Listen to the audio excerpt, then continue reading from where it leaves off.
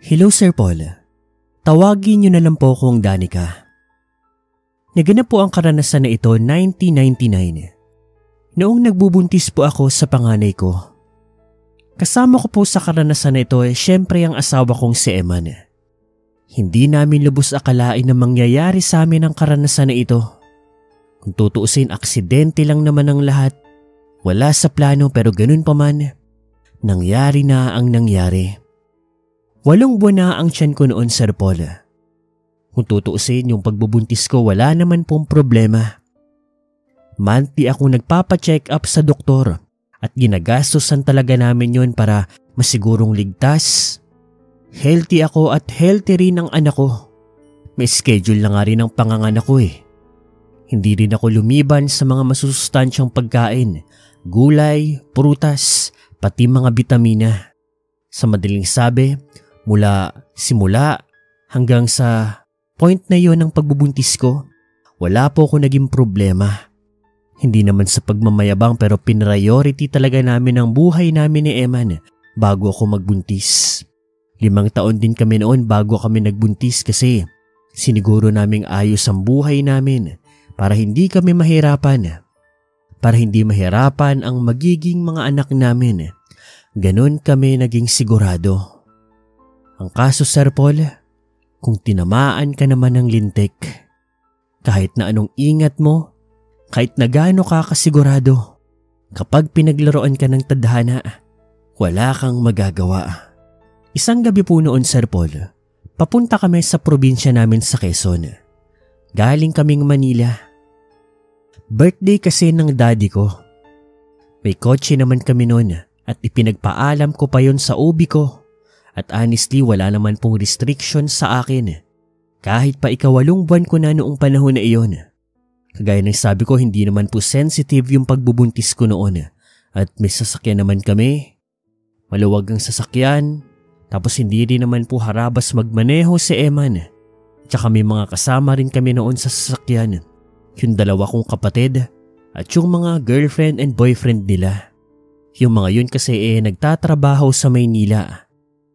Tapos yung iba pa naming mga kapatid nandun naman sa may Quezon nakatira, doon nagtatrabaho. Van din po ang sasakyan namin noon ni Eman, kaya kasyang-kasya kami.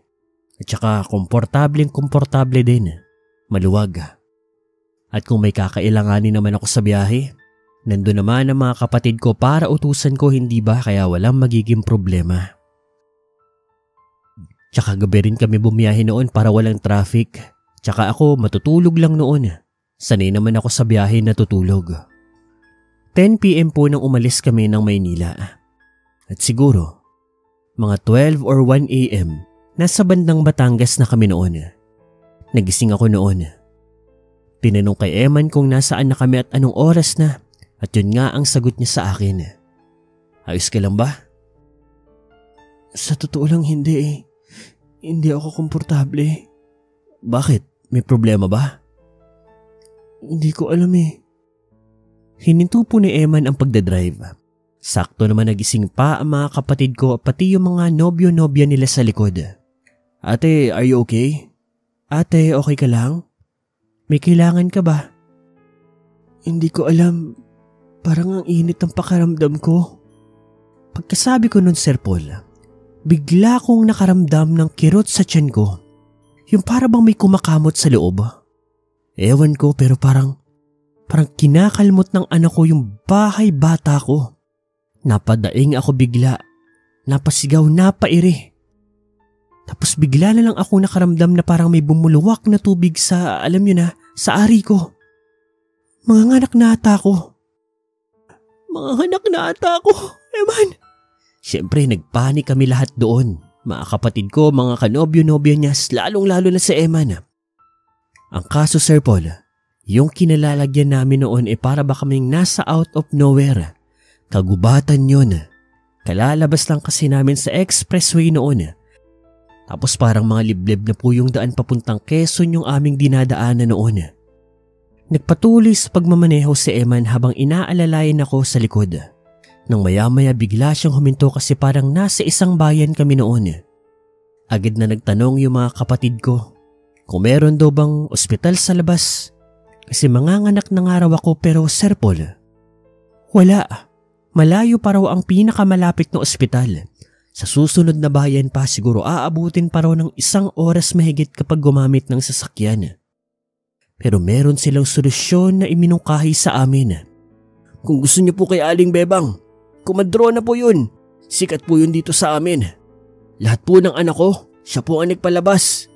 Wala po kayo magiging problema sa kanya. Humindi ako, Sir Paul.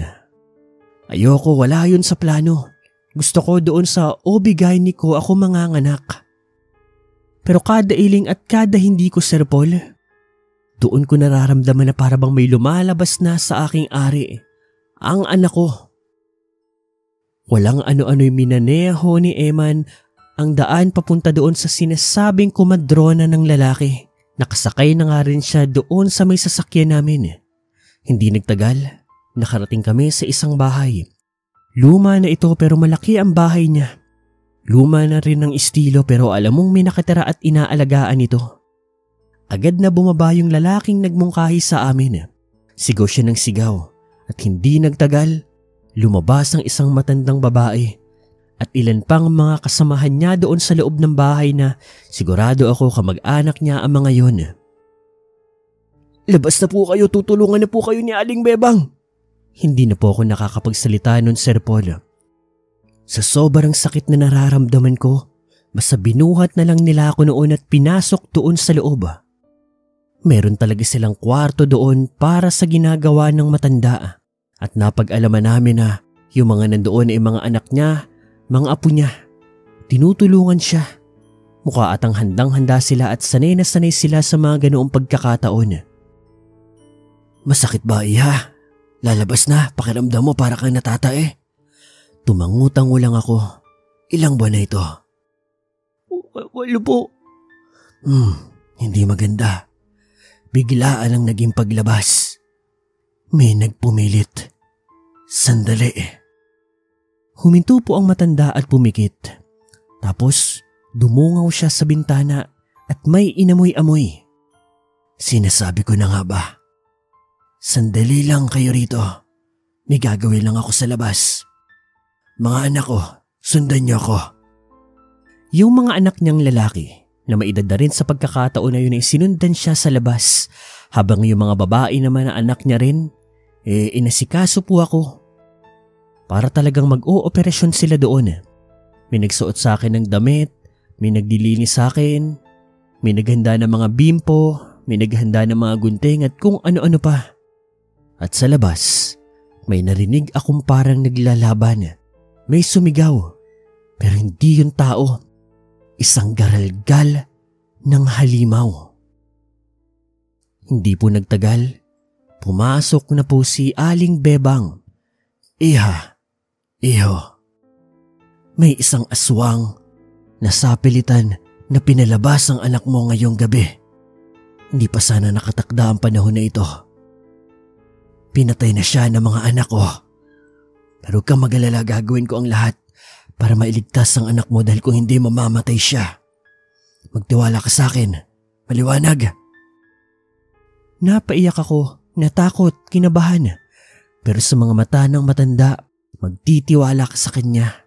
Tinulak-tulak ng matanda ang tiyan ko na sobrang kay sakit. Pero tiniis ko yun. Nagpakatibay ako. Para sa anak ko. At hindi po nagtagal. Matapos ang napakaraming sakit na palagay ko pinakamasasakit na naramdaman ko na sa buong buhay ko, narinig ko ang iyak ng anak ko. Naramdaman ko ang init niya nang idampi siya sa aking muka. Ligtas ang anak mo, pero ora mismo kailangan yung dalhin ito sa ospital. Sasamahan ko kayo para hindi malagi sa alanganin ang bata. Nawalan na po ako ng malay pagkatapos nun, Sir Paul. At paggising ko, nasa ospital na po ako. Yung anak ko sa pagkakataon na yun ay nasa incubator daw. Kailangan pa ron itong obserbahan ng mga doktor pero huwag daw akong mag-alala. Hindi naman daw delikado ang kanyang sitwasyon. Kailangan lang daw niya doon kasi, di ba nga, kulang siya ng 1 buwan. Si Aling Bebang, Wala na sa pagkakataon na iyon dahil tanghaling tapat na po noon. Doon na rin po ikinuwento ng asawa ko na si Aling Bebang pala ay isang komadrona / albularya. Mabuti na lang tama ang desisyon namin dahil malaki raw ang pag-asa na namatay ang anak ko kasi may aswang na nantitik-tik daw sa amin noon. Ligtas po kong nakalabas ng ospital kasama ng anak ko. Bumalik kami ng Maynila at makalipas ang ilang buwan, bumalik kami sa Batangas. Nga pala, sa bandang Santo Tomas po iyon. Yung tumulong sa amin na lalaki na si Mang Esto, binalikan din po namin. Nagbigay kami ng mga tulong sa kanila. Binalikan din po namin ang pamilya ni Aling Bebang at binigyan din po namin sila ng maraming tulong.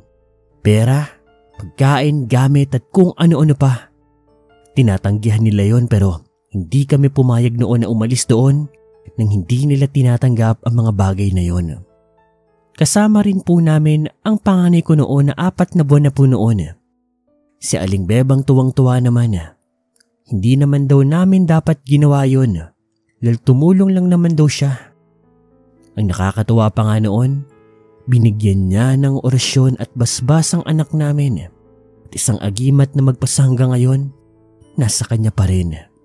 Proteksyon daw yon sa mga masasamang espiritu, mga nilalang, at kung ano pang mga masasamang bagay. Sobrang blessed kami noon kay Aling Bebang. Yun nga lang sa mga panahon po na ito, wala na si Aling Bebang. Grabe ang tagal din ng buhay niya, Sir Paul. 95 years old siya nung mawala siya. Hanggang ngayon po, close friends pa rin po namin ang pamilya ni Aling Bebang. Pag may okasyon kami o okasyon sila, nag-iimbitahan po kami. At sa karanasan po na ito, dito ko talaga natutunan ang pagiging mapaglaro ng tadhana. Pero ganun pa man, masaya po ako sa nangyaring yon. Dito na lang ho, Sir Paul. Salamat po.